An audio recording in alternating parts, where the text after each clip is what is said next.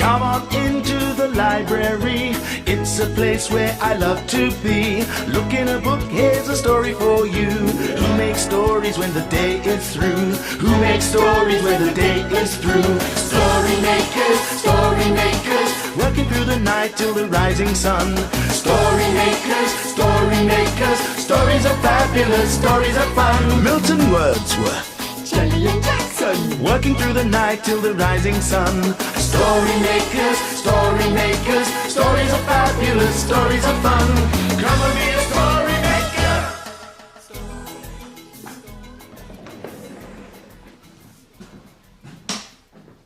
Story makers.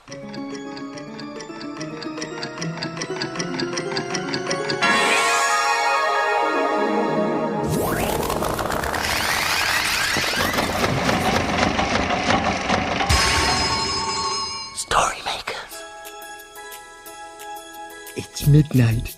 Hello. Has everybody gone? The sun is down, the stars are bright. Story makers come out at night. Milton Wordsworth, story maker and magical maestro, at your service. Oh, Milton, today the children were talking about their families. Ooh. They had to make a list of everyone who is in their family. Yes, who's in yours? Well, there's my mum, my dad, my sister Shelley, my brother Byron, and of course my little dog Webster. But a dog isn't part of the family. Oh, but he was. Webster Wordsworth was very much part of the family. I looked after him. I fed him. I played with him. I taught him things, rather like you two. Hey, that's not very nice. We're not your pets. Of course you're not, Jellybean. Oh, can we have a story about pets? Superb idea. Oh, but Milton, what are we going to put in the machine? How about this? Oh, what's that? Pet food. Just the thing to make a pet story. If we all think very hard, it should work. You join in too. Ready? Imagine a story!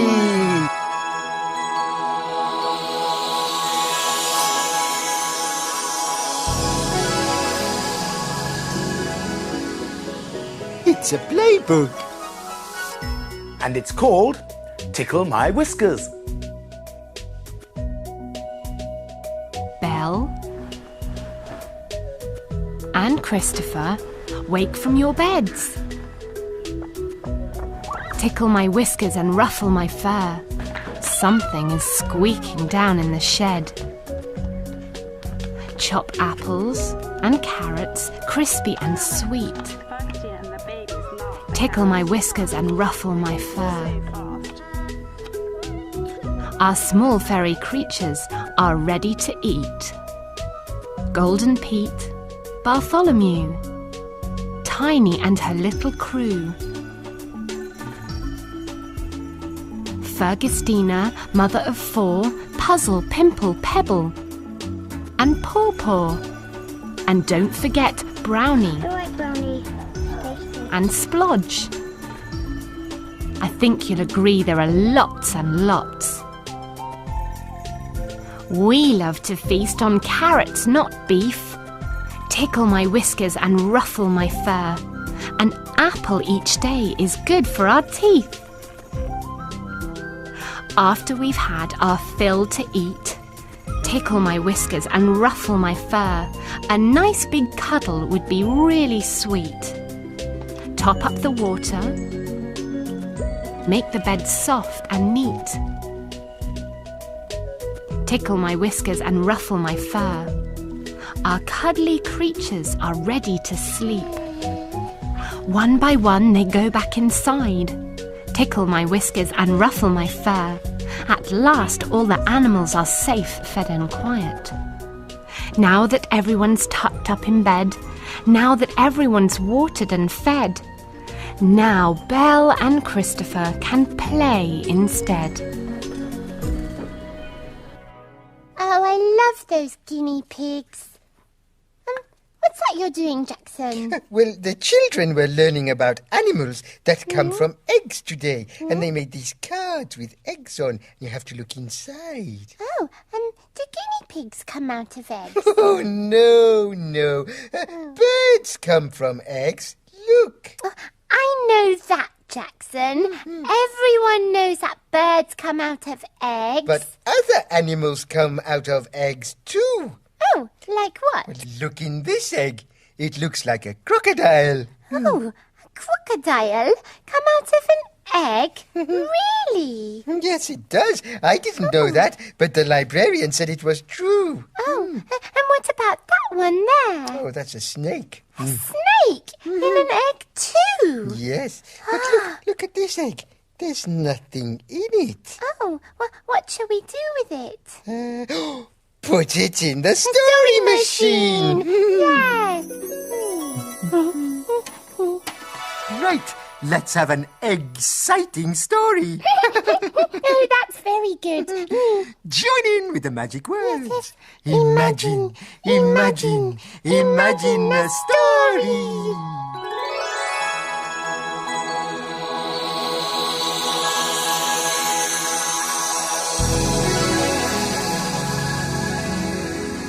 It's a Kevin the Spaceman story. And it's called Mummy. Kevin and Spanner in space to explore, seeking out planets never heard of before.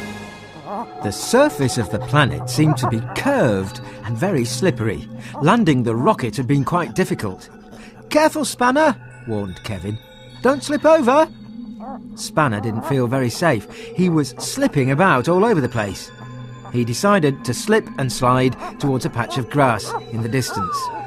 Kevin decided it would be safer to slide along gently on his bottom.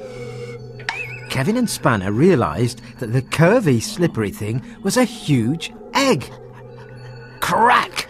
Spanner stopped. Something was happening just in front of him on the egg. Crack! There it was again. "It seems to be cracking open," said Kevin. With one final crack, the egg broke open and a creature with a blue beak appeared, coughing and spluttering. It was huge. The creature turned and looked straight at Spanner. It cried. "Ruff," answered Spanner. Kevin suddenly became serious. "I think we'd better look for its real mummy." "Ruff," Spanner agreed. With the baby still crying, Kevin and Spanner started to search. Suddenly the ground started to shake and rumble. Kevin and Spanner were a little afraid. Something very large seemed to be approaching. The rumbling stopped, and then they heard a mournful voice. "I've lost my egg! I've lost my egg!" Kevin and Spanner looked up. Standing over them was an enormous, pink, hairy creature. Spanner trembled. "Excuse me, have you lost something?" Kevin called up to the sobbing creature. "Yes, I've lost my egg," it cried. "It's over here," said Kevin, "and it's hatched. We'll show you."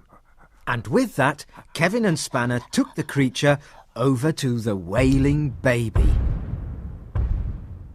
"Mummy!" cried the baby creature.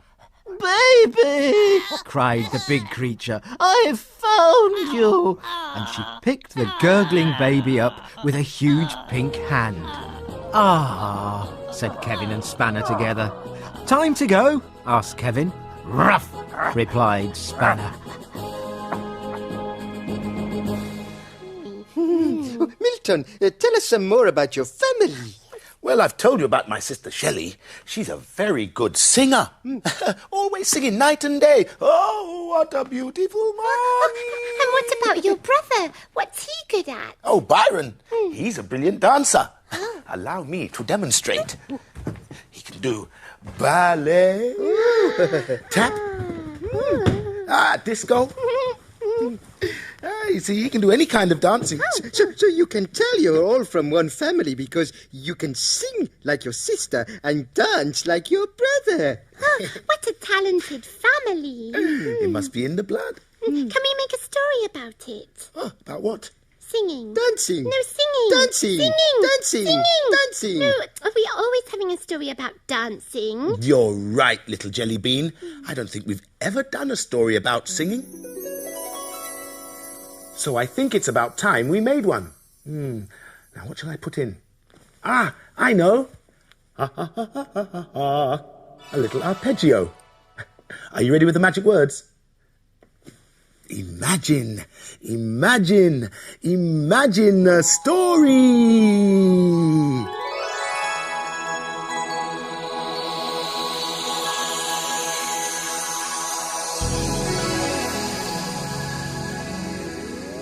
It's a blue cow story. Blue cow learns to sing. In a field not far away is a herd of cows grazing quietly. One of the cows is most unusual. Blue cow wonders about the big world beyond her field. One day, Blue cow was listening to the birds singing. I wonder what it would be like to be able to sing. She's off again, said the other cows. So, Blue cow caught the bus that stops beside her field. I'd like a ticket to somewhere I can learn to sing, please. There you go, madam. Hold very tight. And they set off for the music shop.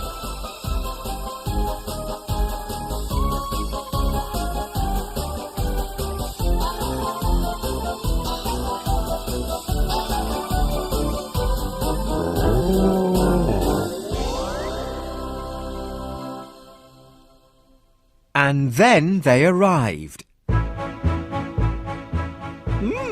Perfect, thought Blue Cow. I can buy a new voice here. The man behind the desk screwed up his face. No, love, he said. You can't buy a new voice. You have to take singing lessons to be able to sing.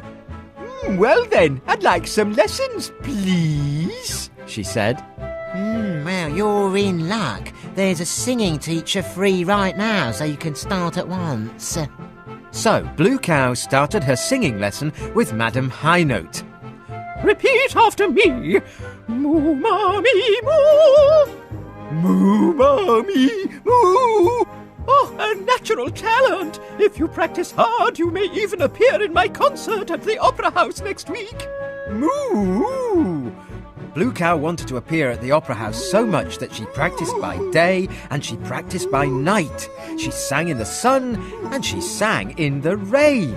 She sang and sang until her voice was beautiful and the day of the concert finally came around. Ladies and gentlemen, may I present a newcomer to the singing world, Miss Blue Cow singing Daisy, Daisy. Everyone clapped as Blue Cow walked on stage. She sang in her very best voice, and she sang her heart out. At the end, the audience cheered and threw flowers, while Blue Cow took 3 curtain calls.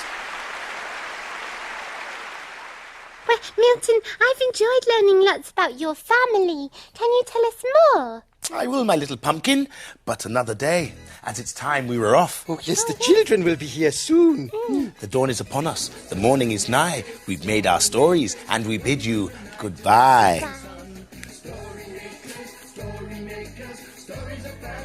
Thanks for helping. Bye, story makers. See you again soon.